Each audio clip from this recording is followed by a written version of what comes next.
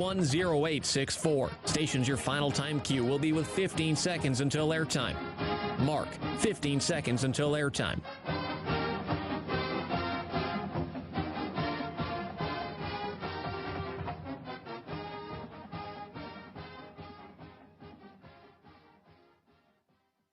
The following is a presentation of Learfield.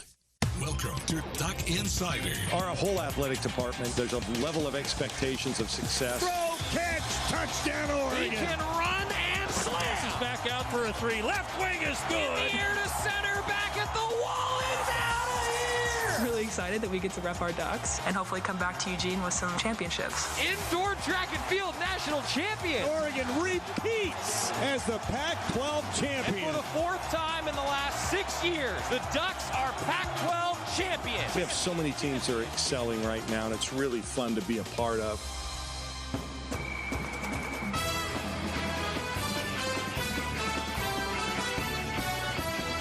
This is Duck Insider on the Oregon Sports Network from Learfield, presented by On Point Community Credit Union. Better banking, local solutions. Live from the Country Financial Studio, here's Joey Mack. Thank you, and a busy hump day on a Wednesday. The Ducks practiced late last night. If you saw our Quack Minute, Rob and I maybe looked a little more tired than normal. Usually we're heavily caffeinated following a morning Oregon football practice when we film the Quack Minute and Rob starts to write his practice report.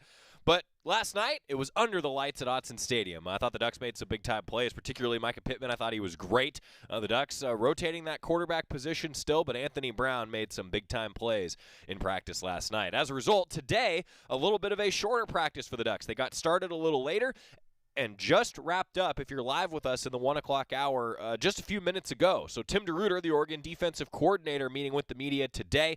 We will do our best to get that interview for you, but as they're continuing to talk with the media when we're live here in the 1 o'clock hour, we'll probably have Tim DeRuyter for you tomorrow. I will say, I was listening in on what Coach was saying a little bit, though, and he said that Noah Sewell is practicing maybe the best on the defense right now, which tells you, I think, the step that he's taken, not just physically and as a football player, but I think as a vocal leader, something that Rob and I addressed in the Quack Minute last week. We're seeing that, and now Tim DeRuyter kind of confirming what people like me and Rob are seeing at practice. So a lot of good stuff from Oregon football practice. A little shortened today, and then the Ducks back at it tomorrow as fall camp continues. Next week will be the third full week of fall camp, and that's kind of when the dog days start to set in, but it's also when a lot of decisions about who's going to redshirt, who might redshirt, who's going to play, what's the organizational chart going to look like, and when that organizational chart transitions to a depth chart. What I mean by that is the coaches don't just start rotating guys as often. They're actually going to be putting guys in some different position groups and saying, you're with the ones, you're with the twos. Now let's go play some football. The opener, September 4th against Fresno State. It's going to be an early one, that 11 a.m. kickoff. That means a 9 a.m. pregame show for us across the Oregon Sports Network with the voice of the Ducks, Jerry Allen. Mike Jorgensen joining him in the booth again. Terry Johns will be with us, and I'll be roaming around just trying to stay out of everybody's way. That's usually my goal in life. Also want to tell you that our Oregon football kickoff special presented by the Graduate Hotel here in Eugene is coming up next Monday. A radio-only production, so those of you who are watching the show live with us here for Duck Insider, or if you're watching on demand a little later on, it's a radio-only show coming up live from Portland. Mario Cristobal, Dennis Dixon, some other VIPs will join us for that 7 o'clock show next Monday, the Oregon football kickoff special presented by Graduate Hotel. It's the best place to stay for Oregon football fans. Seriously, if you haven't gotten a chance to walk through just their lobby area, you're going to be sold. Like, yeah, this is where Duck fans stay. It's a cool concept. Graduate hotels all across the country now. Their mantra is like, we're all still students, so it's basically like, let's go back to college a little bit when you're at a graduate hotel. Pretty cool concept. And they're helping us put on this Oregon football kickoff special coming up next Monday at 7 o'clock. The affiliate station in your area will be carrying the show. You can find that, goducks.com/radio. And also download that GoDucks app on your smartphone. That's got live audio broadcasts as well. It's essentially the modern transistor radio these days, isn't it? That's pretty much what it is. Instead of, the old school transistor radio with big old earbud headphones, now you've got Bluetooth headphones that connect to your phone. That's the modern transistor radio. If we decided, that a phone was going to be what we call this thing, now I guess do we call them smart devices? But really, I mean, phone is now got a much bigger meaning than just like, to check in on to put your phone number in. I mean, What if we had decided that this was just going to be a transistor radio? I guess that's like a Walkman and then an iPod, MP3 player. All of those things, I guess, were kind of the modern transistor radio as well. Anyway, it's just amazing how technology has evolved. We're going to hear from Cam McCormick, the Oregon tight end, today, talking about his journey back to the field. I'm happy to report that he's back practicing. He scrimmaged with the Ducks a little bit on Saturday and has been at practice working out with the Ducks. That's been awesome to see. Also, some good news for Oregon volleyball and a full Oregon soccer season preview with you. You're going to hear from the likes of Jordan Wormdahl, Allie Cook, Leah Freeman, and Anna Phillips, a new freshman to introduce you to. And Rob Moseley, the editor-in-chief of GoDucks.com, is going to join us. I told him just to come in at some point today when he's done talking with the folks downstairs. So we're going to do that with Rob coming up in just a little while. Quickly, though, before we hear from Cam McCormick and talk about his journey back a little bit, how about Audie Gilden? This is pretty cool for Oregon women's basketball. After serving as an intern last year, she has now been made full-time Director of Creativity and Student-Athlete Support. Audie Gilden, the former Duck, officially now a full-timer with Kelly Graves' staff. That's pretty cool. Congratulations to Audie Gilden. Glad to have her around with us. And for the fourth time in the past 6 years, the Oregon volleyball team has been picked to finish third in the Pac-12 preseason poll as voted on by the league's head coaches.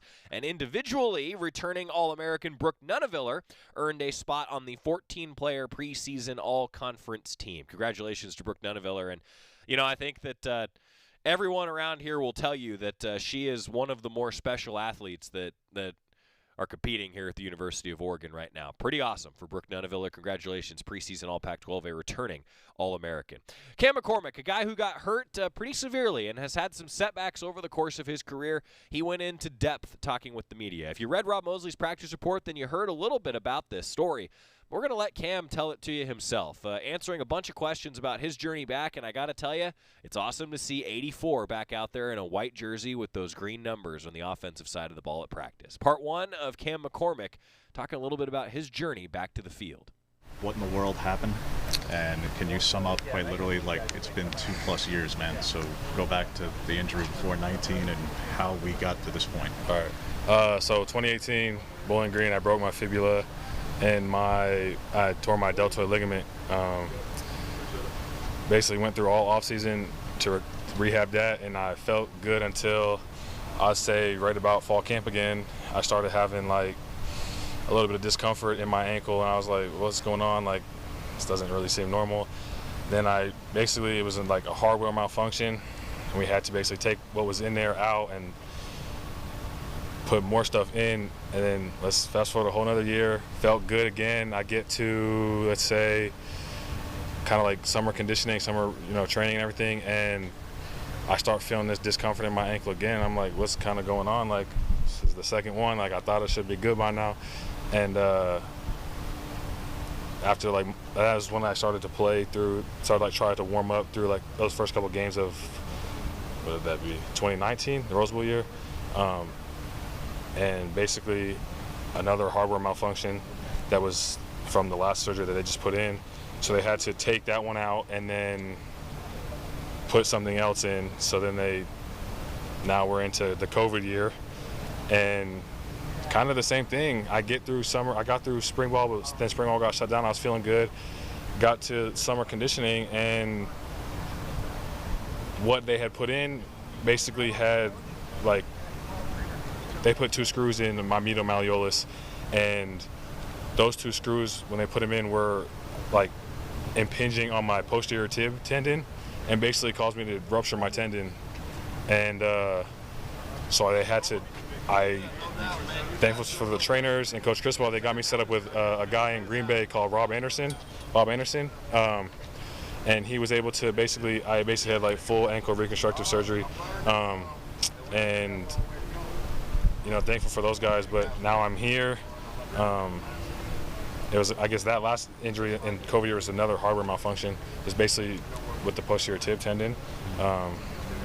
So it's been a long 3 years. But when was the reconstruction? Just timeline. Do you remember that? It was December 23rd.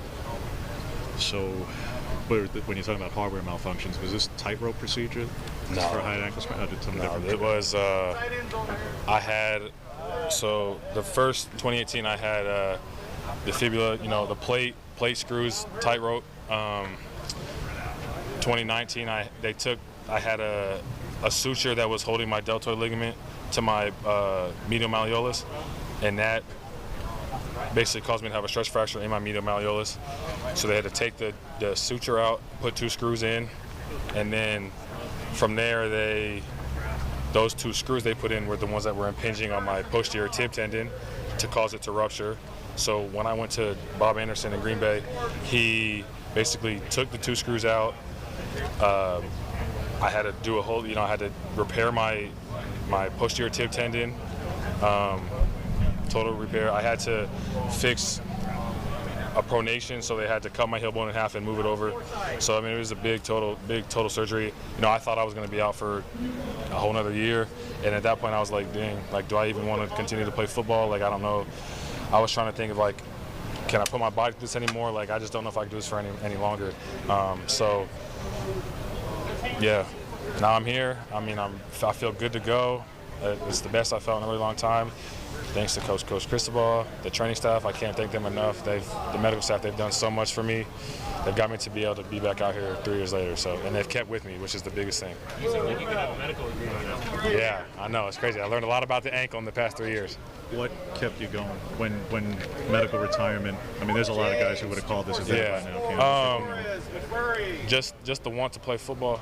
I don't think I've accomplished what I want to accomplish here yet, and I'm not going to give up on my dream of playing football. I know that I'm getting my master's degree right now in advertising and brand responsibility.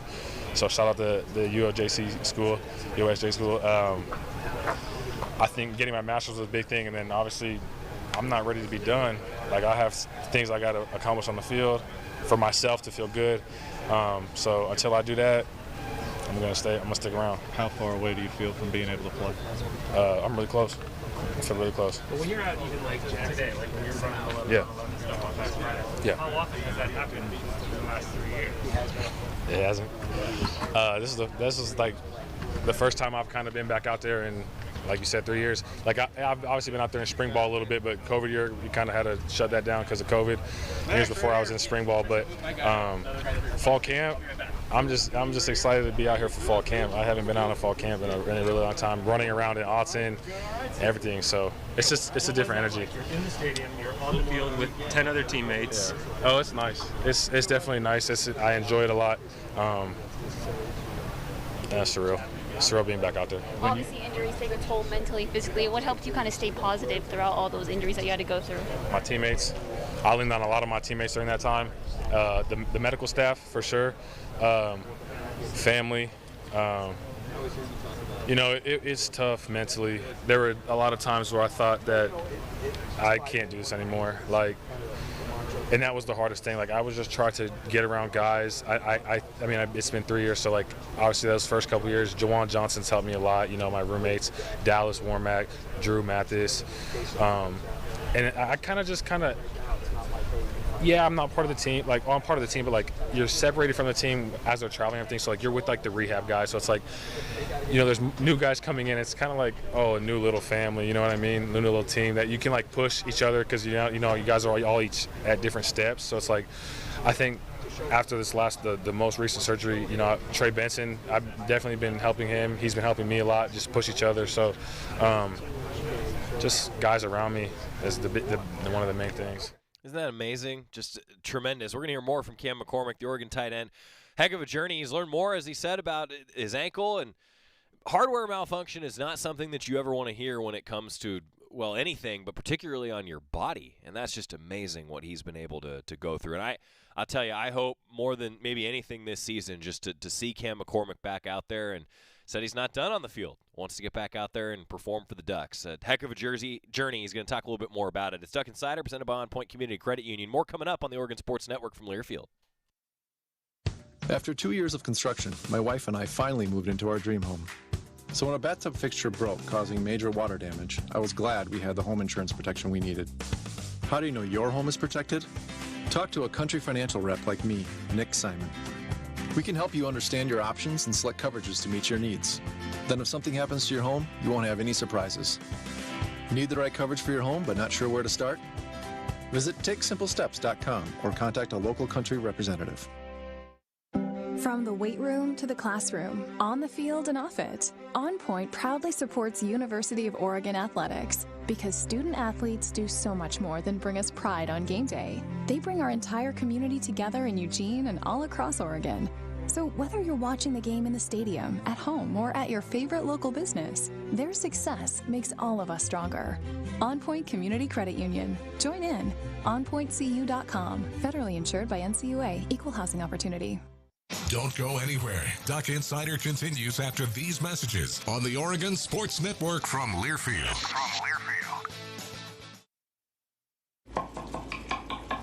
These are the sounds of a dinner. A dinner that almost didn't happen. A dinner now served, thanks to people like you. Due to COVID-19, 17 million more Americans may face hunger. Feeding America is helping our neighbors in need. And if you're able, you can too. Donations are being accepted at feedingamerica.org/coronavirus. Brought to you by the Ad Council and Feeding America. 200 food banks strong.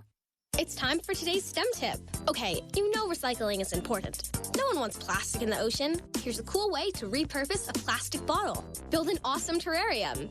Cut a large plastic bottle in half and fill the base with sand, pebbles, potting soil, and your favorite plant. I chose an African violet. Put the top of the bottle over your base and place it in the sun. Your plant will grow sealed in its own ecosystem. Fun, right? Learn more at She Can STEM. A message from the Ad Council.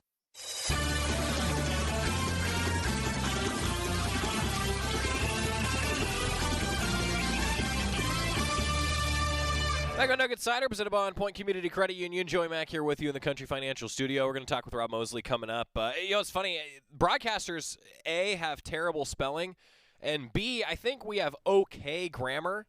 But, I mean, Charlie called me out. He said, me and Rob, come on, dude. Yeah, that's bad grammar. That's, wait, incorrect grammar? Is that the better way to say that? If I don't know if Scott could be heard on the air or just in my headset, but he said most good. Is that like funnest and funner? Like funner is famously, at least from my generation, the word that every kid thinks is a word but is not actually a word. I don't know that I say funner. More fun. Yeah. Anyway, the Ducks continuing practice today. We're going to hear a little bit more from Cam McCormick, just talking about his journey back. And I'm happy to report that he is going through practice. He feels like he's getting closer and closer. Let's hear a little bit more from the Oregon tight end, Cam McCormick. Is there a turning point at all that kind of helped you to stay positive, or something that you remember that was like, I can still do this, I want to continue my strength? Not a turning point. I think it was more so just my will to want to do it. Like I'm not ready to give up football. Like I know that I haven't came anywhere close to what my potential can be. You know, after playing that one, season in 2017, I was trying to, really show out in 2018, and I was cut short of an injury. So I wouldn't say there was really a turning point. Just the will that I want to play football. I'm not ready to give it up. Obviously, the goal is to get back on the field, and then once you're there, stay there. But in terms of because of your eligibility clock, which quite honestly I can't keep track. I think I got this year and 2 more years. I say 2 more, so you could be like the 9th year senior. Yeah. Is this really about not just getting back, Cam, but if you can get through a season, is this, even with the additional eligibility, because of all you've gone through, get to the league as fast, if you can do it, if you can show it, if you can be productive and healthy, get out, because, I mean, who wants to keep going through this? If I can show out and I feel healthy and I feel like I'm at a point where, it's not gonna, like, I feel confident in leaving at that point. Well, yeah, that's obviously an opportunity and an option for me. But I enjoy the guys. I enjoy, Eugene. So it's just really about, if my degree's finished, and how my ankle feels is really the key decision for me. You're 23. I'm 23. Yeah. Mobility was such a strength. Can you get back to being a guy who can really move like that? Have you had to redefine kind of what kind of player you can be when you get back? I mean, maybe a little bit. Just a lot of ankle surgeries. It can change a lot, but I think over time, over camp, it's just getting more comfortable with being back out there and doing those movements. I think that's the biggest thing. Like, obviously, we're working. I'm not like trying to go out there and do everything I can. Like, I'm trying to ease my way, and I'm not trying to have any repeats. I see a little bit of PTSD sometimes. I'm like, oh no, like I don't want to do that again. Like, so it's just like, over time, over, you know. Bobby said that too, that it's really like day-by-day process with It's you. day by day. It's just a slow process. And I feel like since 2018, it's been a slow process through all the different surgeries and everything. It's just a slow process. And I look at it day by day, like what will I be able to do this day? That's great. And, you know, good. Whereas in the past, with how I felt, it was like every day was, I would constantly feel the pain. Like it wasn't ever going away. Whereas like now it's like, it's very, like it gets sore, but like it goes away. So like the next day I go out there to practice, I feel good, but then it gets sore and then it's like, then it goes away. So it's like, now it's like more so like, what can I do to recover and what can I do to really take care of my body? I feel like taking care of your body is the biggest thing now. When was the last time you got tackled to the ground? Was it the 19th? Was it the 19th spring game? Yeah. Yeah, it was actually. No. It was. It was COVID spring ball. In Shells? We were in Shells, because you only had 4 days. Oh, we didn't get to, okay, then it was 19 spring game, yeah. His methodical approach to recovery. Yeah. Is that something you had to learn the hard way at all? I mean, did you ever feel like you tried to rush it back at any point, or has it really been a slow process? No, I think it's just been a slow process. I think that the medical staff and Coach Cristobal very open to hearing each other out, and even like my voice, like if I feel like it's just not as sore today or this might not be feeling the way I want it to, they're definitely working with each other and working with me to just maximize my what I can do out on the field. Sorry about kind of big picture goals. It sounds like you really just want to enjoy being a college football player. I want to enjoy being a college football player, and I want to show everybody like what I can still do. I know it's been a while since I've been out there, but don't doubt me. Like I still got it. So. Sorry if you were asked this before, but getting out, you mentioned PTSD. Yeah. How do you get over that mental block? You just got to push past it. I think it's one of those things that like it's gonna be there no matter what. It's just a matter of like I got to go out there and play. I'm not gonna think about it in like when I'm out there. Like when the whistle or when the ball snapped, I just got to go. So. There's no thinking about what could happen and whatnot. Like whatever happens, and I'm gonna attack it, whatever it is. Spencer said earlier that when you do finally get out there, he said he might shed a tear or run on the field and get a flag. I might shed a tear myself. Have you allowed yourself to really think about what that's gonna feel like, or you're just head down right now? No, I'm just head down. I'm just focused on getting, being back at 100%, doing what I can do. I think I might shed a tear myself. Not gonna lie, when I get out there, catch my first pass or something. So. It'll be a surreal moment, just being back out there. It's been a really long time. I apologize if you've already been asked this, but what kept you motivated? Why did you keep grinding through all these surgeries and kind of stick to this? The will to want to play still. I still have a lot I feel like I want to accomplish out here. Like I haven't gotten what I wanted to get out of Oregon and playing football. So that my mom was definitely in my pocket. I was talking to her a lot about it, but there were times that it was tough and I was ready to be done. I was like thinking like, well, I think over the course of, these past 3 years that I've really learned that like football does end at some point. So having, making the most of all the opportunities that I can, like outside of football, like, internships, stuff like that, what I think are really big, just to learn, like get out in the work world and just kind of experience everything. So I think that's a big thing too, is realizing that football comes to an end at some point, but not yet for me. What were those internships? I had done one with Eugene PD over this past summer, which was really fun. And then, I guess a long time ago, or a couple years ago, I did one with Fidelity Investments. So. Right now, we're rotating.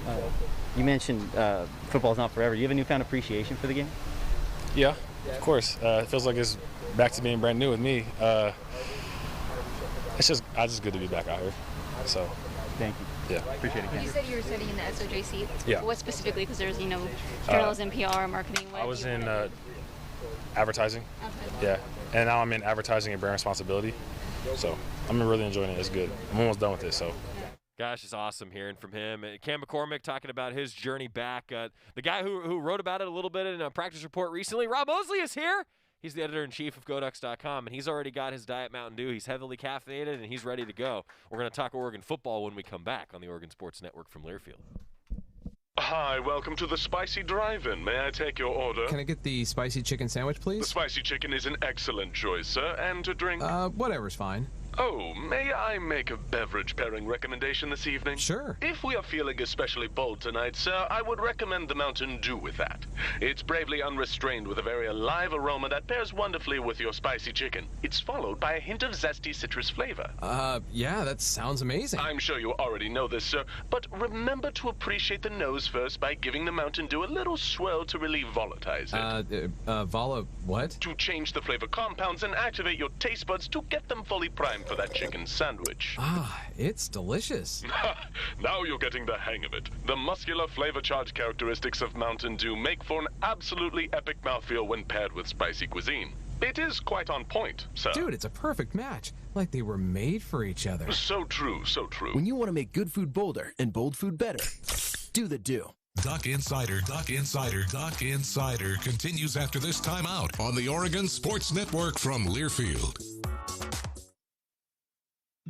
Neil Armstrong waited 6 hours and 39 minutes to step onto the surface of the moon. Jackie Robinson waited 20 months to play his first game with the Brooklyn Dodgers. And even DiCaprio had to wait 22 years to win an Oscar. You can wait until your destination. Don't text and drive. Visit StopTextStopWrecks.org. A message brought to you by the National Highway Traffic Safety Administration, Project Yellow Light, and the Ad Council.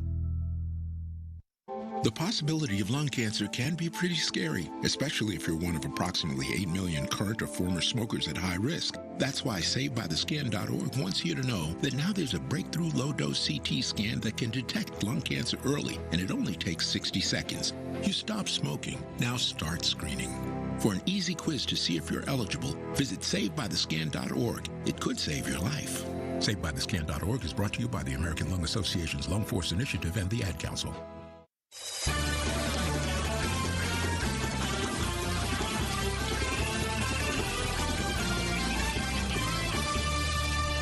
Talking a little football, it's Duck Insider presented by On Point Community Credit Union. Rob Moseley kind enough to join us in the Country Financial studio. Hey, yeah, that's right. Round of applause. Round of applause. So you're like a normal wave guy. You're not like the princess wave. Or no, I wasn't like a pageant guy or anything like that. soft turn. Yeah, I don't. Yeah. No. Okay. Nope. All right. Good. Hey, we were just hearing from Cam McCormick. You wrote about it in your practice report since we last talked to you on the show. I mean, just what an incredible journey. And I mean, I think maybe he said it best. Just I think I might shed a tear when I get it back out there. And, and it can maybe catch a pass or something. Pretty cool story. Yeah, no doubt about it. Life causes you to kind of constantly reframe kind of where you think you're going, where your path's taking you, what's important to you, what goals you have.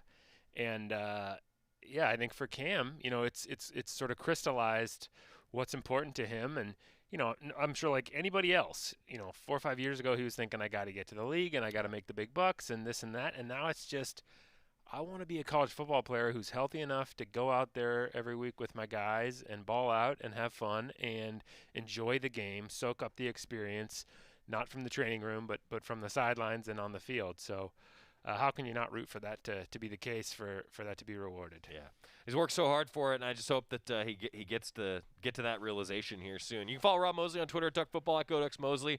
Practice report always coming your way, GoDucks.com. What are you going to write about today? I think I might write about Steve Stevens, who we spoke with, who it's interesting, we talk about life taking different paths. His peer group coming in was Javon Holland and Verone McKinley. Yeah. Javon Holland is already in the NFL. Verone McKinley is an established leader on this defense with a bunch of experience. And Steve's now just trying to kind of crack the lineup. And I think, he said that's been a bit of a humbling experience, but he doesn't think he's on any different a track long term than he was. It's just a different path than Javon, in particular, since Javon's there now. It's all as long as he puts in the work, he can still gets where he get where he wants to go. And sure rooting for that to be the case too. And he's playing with the ones right now. Mm-hmm. He's playing next to Verone on the back end, which has got to be just a kick for those guys because they're such close buddies. From a communication standpoint, you would think that would be an asset. So really pulling for him. He's got a really talented young guy in Scoop David behind him who's pushing. Can't rest on his laurels by any means, but I think after his experience the last couple of years, he's not going to, because he knows how fleeting an opportunity can be, and is going to want to take advantage of it. And man, I just have this vision now. You're talking about guys like Verone and Steve that they're probably like sitting there in their apartment, like communicating even while they're just sitting on the couch, right? Totally. I mean, that's those guys. A lot of nonverbal. A lot of nonverbal. You're going to the fridge. You just kind of look at a guy, point. Right. Yeah, that means yep, he wants whatever you're having. That's really the level of communication that you have to have if you're a defender at Autzen Stadium, right? 100%. I mean, I think you're onto something here, Rob. There's a story brewing here that I think you could. We don't want to give away too many secrets that they have. That's what exactly their nonverbal communication cues are. Sure. But surely they exist. That's right. Let's go back in time a little bit.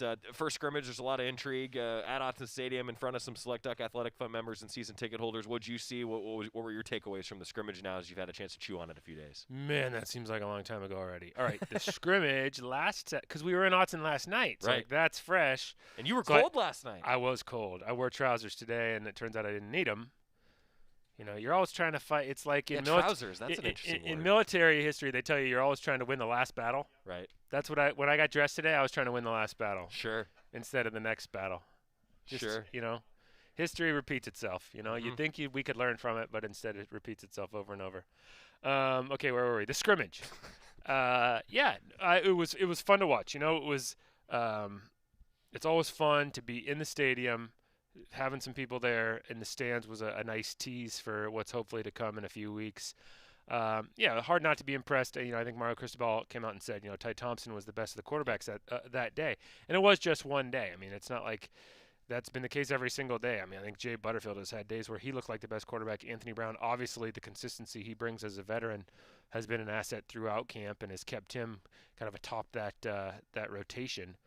But to see Ty Thompson, in that moment, there's only 2 scrimmages now under the new rules. And so to see him step up in that moment, getting some time with the ones was impressive. And just how, particularly there was a third down period where he was just so decisive and quick getting the ball out. And, some guys made some plays for him, but that's the game of football, You want to give guys a chance to make a play, and he did that. So, that was really fun to see.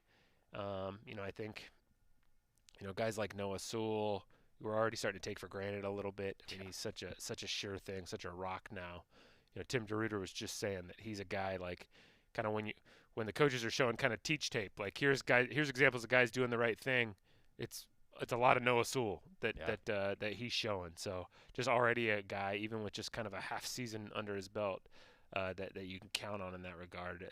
Really impressive, and guys all over the board too. But those are some things that jumped out. You mentioned with the new rules how there's only going to be 2 scrimmages. That is an adjustment this year. For sure. Like selfishly for me, I'm a little like, man, I don't get to watch a third scrimmage. Sometimes that third scrimmage is a cool evaluation period, but that also means that maybe there's a little bit more of a microscope on each individual practice, right? You want selfish. I will give you selfish. Okay, go. I always miss the last weekend before the regular season starts because of Hood to Coast. Oh, that's right. And now I won't miss a scrimmage. Shoot. So forget all y'all. This is great for me. So thank you for that change, NCAA and the Football Rules Committee. It really helped me out personally. How much lobbying did you have to do? I mean, it was a secret, dark, off-the-books campaign of many years and extensive, interests that I was, you work a lot of angles in a situation like that. But we finally got it done, and really proud of the whole team that came together to make that happen for me. Rob Moseley, the editor-in-chief of GoDucks.com, resident lobbyist as well. Yes. Are you going to run your world best time in your Hood to Coast this time around? I don't think so. I think I'm at an age where any bests are probably behind me, but I'm feeling more fit than in some other years. Okay. Good stuff. So, you take what you can get. Yeah, this is this is not the worst shape I've ever been in for it. Good. I always forget that every year I forget that you're going to miss that last weekend, and then it's like, oh, yeah, that makes sense. Yeah. Has it ever fallen on, like, the first football game weekend and you can't do it? Not that I can remember. Like, I don't think there's been, like, a 0-week game. It's a good tradition, then. Yeah, totally. This, it's up in the air after this because there's 12 legs to it, and after this year I'll have done all 12. So, do you keep going? I think you got to do them all over again. Then you got to beat your time from each leg. Get faster. We just discussed this. I'm trying to motivate you here, Rob. My brother joined my team a couple years ago, and it's very fun to participate with him because he lives in California, so we don't hang out that much. So, Sure. and he's all about it now. He's a little younger, a little sprier than I am.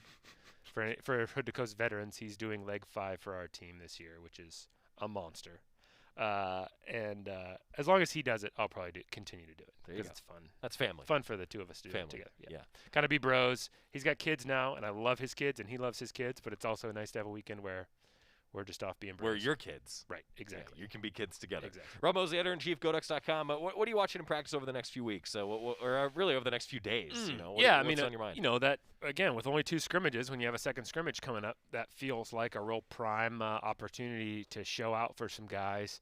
Tim DeRuiter was just saying, though, again, that's fresh in mind, obviously, so I keep referring to it. But, for him, it's about consistency now, which tells me you're in a pretty good spot. Yeah. It certainly doesn't mean there's no red flags and there's no issues that you're trying to clean up. But, if at this point it's like, all right, we kind of know what to do. We've shown flashes of doing the right things. Let's just start doing them over and over and over again. That's a pretty good spot. Mario Cristobal had said everything was going to be installed by now, so you're really just reinforcing. So, I just think more and more and more you look for guys to be thinking less and reacting quicker and making plays. So, quarterbacks getting the ball out even quicker, receivers getting their head around and, catching, getting the ball even quicker, defensive guys breaking faster, things like that. So, just guys flying around, as they say, just a little bit more and a little bit more and a little bit more because they're not having to think and diagnose. It's starting to become second nature.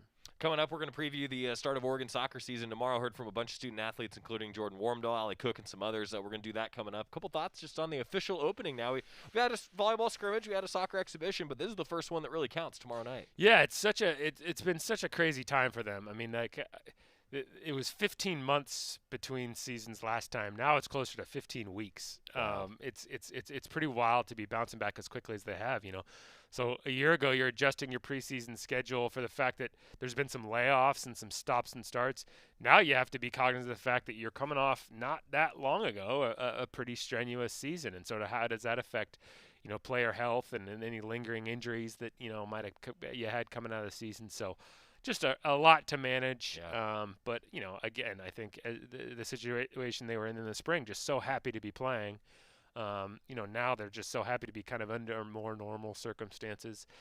One of the benefits of the quarter system here is they, like football, are going through their whole camp and volleyball as well with no classes yet, unless some kids have some summer school obligations. So it really gives them time to digest their soccer stuff and work on their soccer stuff, work on team culture, things like that.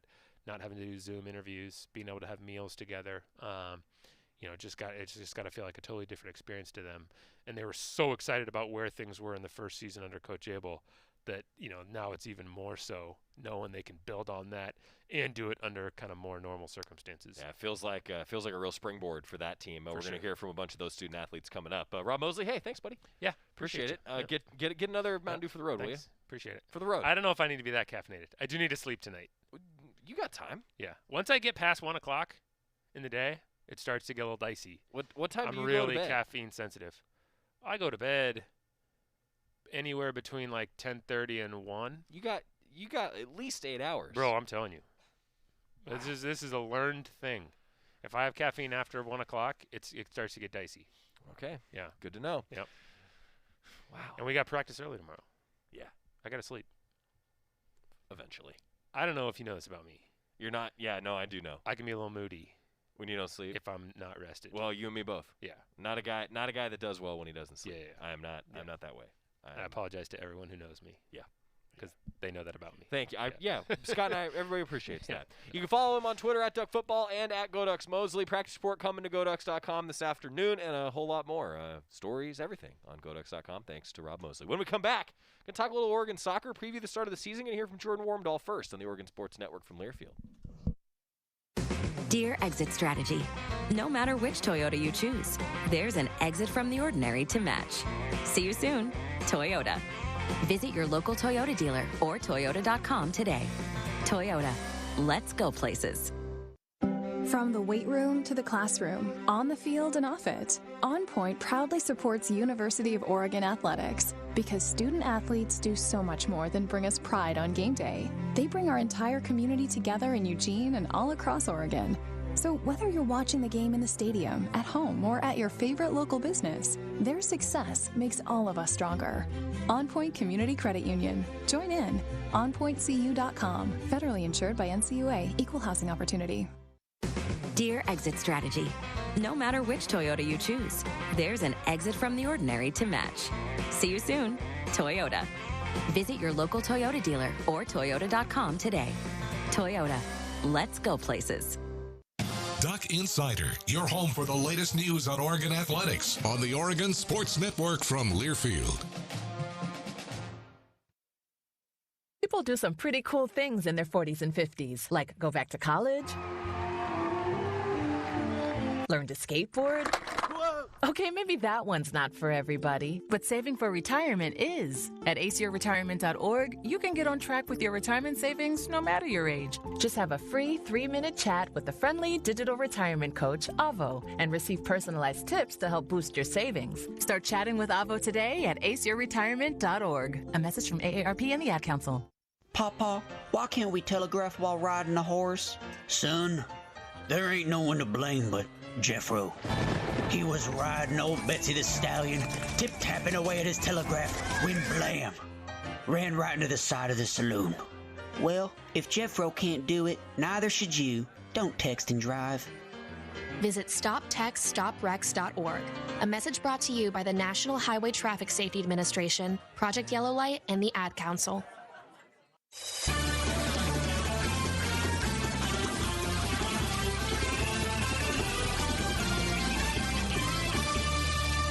Tell you what, one of the coolest things about doing the show on all these different platforms, so we've got one Duck fan who's saying Go Ducks from North Carolina, one Duck fan saying and from Kentucky, and a Go Ducks from Mexico. Man, that's just cool. That's awesome. Thanks for tuning in wherever you're tuning in, and Duck fans all over the place. Hey, Oregon soccer season coming up. Starts tomorrow, 7 o'clock against Fresno State. The Ducks will be at Pape Field. I'm really looking forward to it. This team is, I think, going to be really fun to watch. Jordan Wormdahl, a veteran of this club, scored a lot of goals in her time so far at Oregon, hoping to add a few more over the course of this season. She had a lot of great things to say, previewing the start of the Oregon soccer season with student-athlete Jordan Wormdahl yesterday.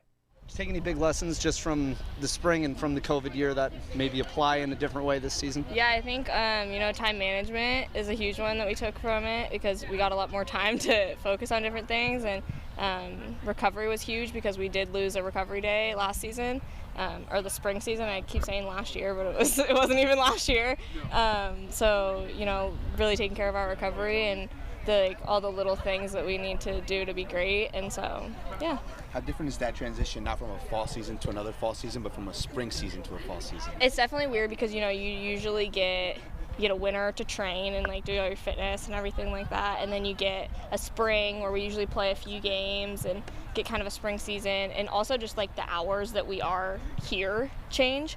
And so it was definitely interesting to go back to, okay, now you have summer off, you're doing your summer packet, and it doesn't feel right to go from a season to a summer packet, but that's just what it is. And then we're back out here again. It definitely feels a lot quicker, but it also feels like we haven't been here in a while. It's kind of just a weird time thing, mind-wise, for sure. What kind of expectations do you have personally for this year, and do you think the team has for this year? I mean, you had some nice moments last spring. Yeah, I think we just want to, build on last year and really stay together as a team and stay strong through the long haul of a season, because we do know, the season is longer than it was in the spring, and so getting ready for that and making sure that all players are ready when they are needed and ready when they're called. How much has it, been beneficial to have the benefit of time after trying to figure out what Graham's vision is, tactically what he wants to do? Then COVID happens, you have a truncated season, now you actually have had an off season to kind of deal with it and understand what it is he's looking for. Yeah. Is it easier now? Yeah, I think it's easier. We've also brought in new people, and so they're hopping in too, but I think having the time to build and really absorb what he wants us to do and turn into the team that we want to be has been really great, and time has been the biggest factor in all of that. How have some of the upperclassmen like you and Allie kind of developed just in the offseason, short as it was, to get ready for this year, and how has your game changed, if at all? Taking care of the details, taking care of just finishing and consistency and making sure that our mindset's locked on when we do get into these spaces, because it is it's a different it's different than it is when you start a spring season. Like, we're not in school right now. We have way more time to dedicate to it, which is really nice. And so just making sure we're taking care of all the little things and all the games within the games, as Graham likes to say. Any young players that have impressed you so far early? Yeah, I think, Anna's been great. She stepped up into a really big role and is playing in the back right now. And all of the freshmen have been amazing so far, like the intensity and the pace that they play at and just like their attitude. And honestly, just the main thing that I think is great about all of them is they're great people first. And so adding them, they've been great additions to our team so far. How would you describe the team's, how your team wants to play this year versus last year, like the style of play? Oh, I think it's going to be really similar to what you guys saw last year. We're going to move the ball, we're going to play soccer, but we're also going to be really lethal in the front. We want to, as quickly as possible and often as possible, score goals. And so, yeah. Usually a good strategy. Jordan Wormdahl talking with the media there. Good stuff. She's been a veteran of this team, very well spoken. Coming up next, Allie Cook. She has been lights out. Scored a couple goals, one of them on a set piece in the exhibition against Corbin. And so far, under Graham Abel's tutelage and his system, Allie Cook has been one of the most lethal goal scorers on the West Coast. She talked with the media about the season upcoming, and it's going to start against Fresno State at 7 o'clock on Thursday at Pape Field. Here's Allie Cook. So yeah, spring season last year, I'd imagine that was definitely a little strange compared to what you're used to. Yeah. Does it feel kind of nice, even if we're not quite fully back to normal yet, to be somewhat normal? Yeah, it's very exciting. Definitely just being able to have no restrictions with how we're playing, with being able to be full contact and back to our Thursday, Sunday games. It's super exciting. We're ready. We took full advantage, I thought, of our COVID year. So this year we're just building on what we did during that year.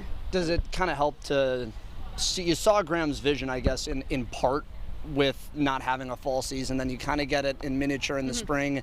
You have the benefit of an off season now. Is everything sinking in maybe a little bit more? Yeah, it just gave us time to grow together as a team and take what he's implemented in our team and just keep growing on it, especially our defensive principles. We've been just hammering that in and mastering that so we can have that just be even better than last year. Coming off last season, what do you feel like you guys needed to improve the most? I thought our defense was phenomenal last year. We I'm pretty sure had the lowest goals against average. So scoring goals for us, we need to score more because there was a ton of ties where one goal would make the difference. So definitely scoring goals. Do you feel like that falls on you a little bit? Yeah, I definitely feel that pressure.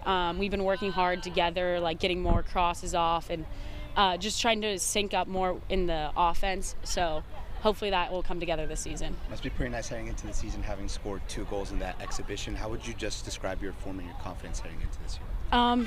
It's definitely good because it's just it wasn't just one goal even, because now the more you get, the better off we're doing. So hopefully our team, it just builds. Sometimes you just need to break that ice, and then from there, just the floodgates open, lots of goals. So that's what I'm hoping this season is for all of us. Is that what those goals felt like in the exhibition, not just getting one, but getting 2 of them? Yeah, it's just it's not just that close game where it's 1-0 and we're feeling the pressure. It takes the pressure off the defense when we're able to score more. So, yeah. Having all those close games last year, do you feel like it really just kind of solidified the team in the sense that you guys can grind out wins? Yeah, it definitely showed how gritty and how determined we are, and we focused on that and talked about that a lot. So we know when we get in those tight situations this season, we've done it before, we can do it again. But hopefully we don't even have to be in those, and it just goes even better for us. So you guys have been around each other for most of the summer, I'd imagine. But is there anybody that from either the exhibition or recent practices that you've looked at and been ooh, they've made a big jump from the spring? I don't know if any individuals. I just think our team as a whole, we've done so much better playing together. Just attacking wise, we kind of are developing that.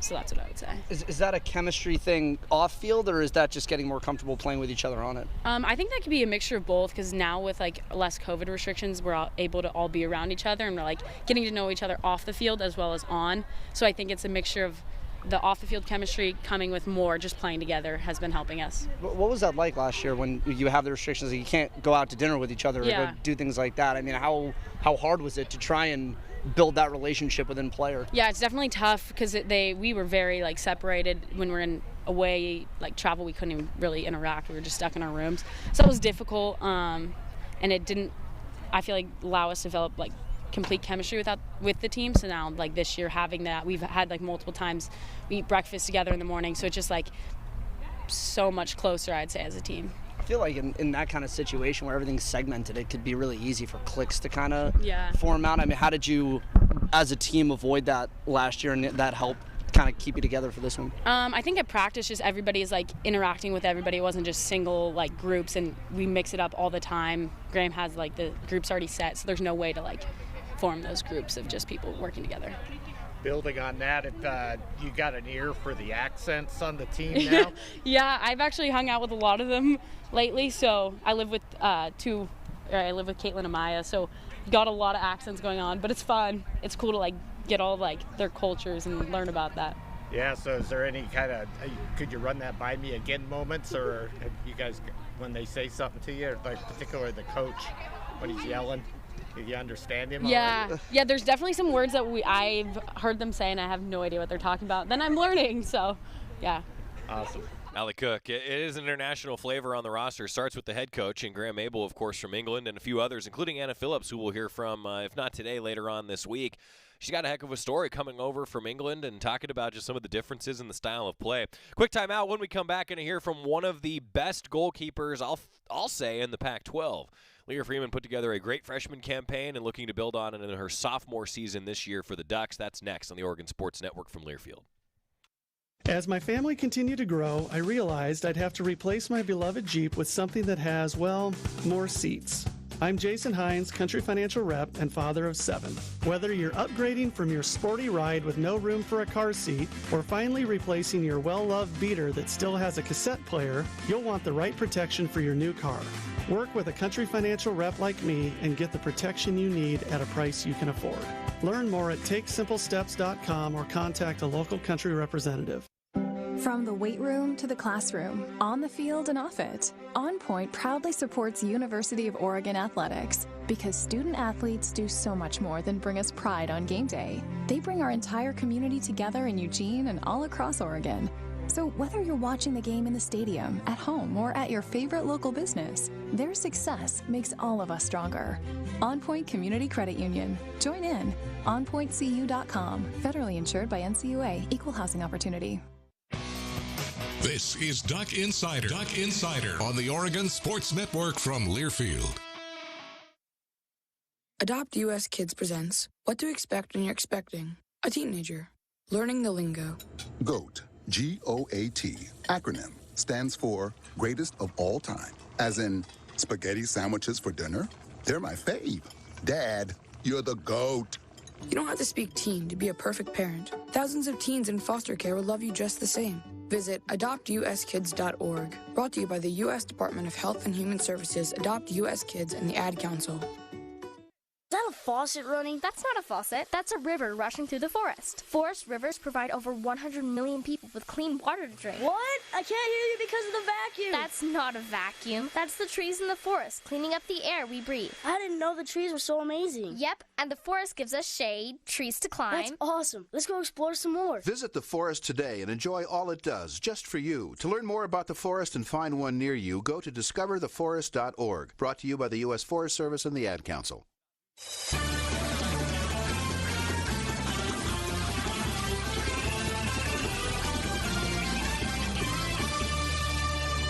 Back on Duck Insider, presented by On Point Community Credit Union. The Toyota Women's Sports Schedule Spotlight shining brightly on Oregon soccer tomorrow night. 7 o'clock, the Ducks will open up against Fresno State here at Pape Field. Toyota, a big supporter of women's athletics. Let's go places. Now we're going to go to Leah Freeman, the Oregon goalkeeper who was one of the best in the conference last year. The Ducks, as Allie Cook mentioned, were the best in the conference in terms of goals allowed. Now they got to turn that into a little bit of offense moving forward, but I'll say this. Huge reason why they were so good defensively, Leah Freeman, the Oregon goalkeeper now in her sophomore season, talking with the media.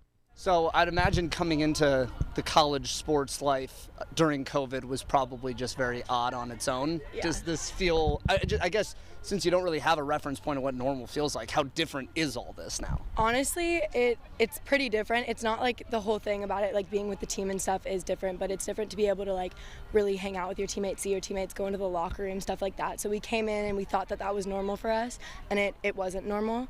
And so now this is the new normal, and it feels a lot better. What's that adjustment period just kind of been like? I mean, do you have to feel like you almost have to not relearn how to be social, but kind of, right? Kind of like more in a social setting, less with the team, because I feel like we already, like we would talk, like we would do everything, like go to practice and everything like that, but Definitely in like a more social setting. Like if I'm going like to a restaurant and talking to somebody, like I forget how to do it. Like I have to relearn how to do it completely. We've heard a couple times now about how good the defense was last year, and obviously you were a big part of that. Do you feel like you guys have improved already this fall? I feel like our defense, our back four were super, super solid last year, and I feel like there's only better that like can happen from there. It's like every year that happens, it's like they're taking a step up. So they definitely took a step up from last year. They're definitely pushing it. They've been playing really, really well, and I think that they're better. We kind of talked with Allie about how you guys played so many close games last year, decided by 1 goal or less. Kind of grinding out those games, does that kind of help the team kind of going into this year, knowing that if you're in the same situation, you guys can kind of do the same? Yeah, I think that definitely like uplifts people and kind of shows them that no matter what, our team can grind it out, our team can push, and we know that coming in, like we're gonna push the entire season. We're gonna keep going like full speed ahead, full speed forward, and we're gonna hope to have the results that we want this season. You had a great freshman year, a pretty historic one by Oregon standards. Graham's a goalkeeping specialist. What was the conversation that you guys had as to how to take a season like that and build on it and continue to get better? I think what we've talked about is always like not settling really, and like always like being hungry for more. There's always more to improve on. There's always more to build up, and I think just taking everything that happened last year and taking that as like a first year as a learning stone and really learning from that and doing better this year and making every year better. So what was one thing that when I guess you look back on the tape from last year that stuck out to you, you said, all right, that's 1 or 2 things that I got to hone in on for this offseason and in preparation for this one? I think one of them is just mentally like making sure I'm 100% locked in at all times. That's one of the things for me personally. I think the other thing is making sure that everything really builds from the feet, and that like distribution was something like when I went away was something that I really wanted to focus on. So like technically that's it, and like mentally more like being like locked in, being in the moment, and really like staying connected with my team and like trying to communicate a lot from the back. Do you feel like you've been able to kind of do that and tweak those things a little bit this preseason? Yeah, I really hope so. I feel like I have. I hope that that's what it's been like, and I don't know, I just feel a little bit more confident in it. I feel a little bit like a little weight is lifted off. Just not like a weight is lifted off, but like, you know, like just coming in here, like having that year behind me and like being able to really look at this year as a more normal year and just go through it. Did you feel pressure last year just as a freshman first year starter in COVID? And no, because I had my teammates, and I feel like that took a lot of the pressure off because I trusted the teammates I was playing with, and they were so amazing, and so having them around me to really like take that off of my shoulders, it really helped a lot. I think my teammates really eased anything that would have like come up for me. Allie was talking about how good the defense was last year, and she feels pressure to create more offense to kind of complement the back end. That kind of music to it when you're playing goals. That kind of. Oh, that's beautiful. That's beautiful. I also think that like obviously Allie, like all of our front line, like they had an amazing season, but like our like they were awesome, and so was our defensive line. So I'm just hoping that everything works together this year and we finish with an amazing year. And I think what Leah Freeman's talking about there is iron sharpens iron. We've heard that from a couple coaches around here before, right? Oregon soccer starting their season at 7 o'clock tomorrow at Pape Field. It's on the Oregon live stream. We'll have a broadcast for you here. When we come back, well, the show's over, so we'll talk to you tomorrow. You're not too cool for me. And in return, I reciprocate that sentiment. I'll never be too cool for you. I was a man with a plan, but now I'm a dad with a decree, and you can't take that from me. Please let it be noted that I told my job they can dock my pay. Right now, it's just too important to take you to school every day. I want to be legendary for you. I want you to puff out your chest when you go to school, the same way I do. I walk taller because of you, because I found everything to live for. That's dedication. Visit fatherhood.gov to hear more.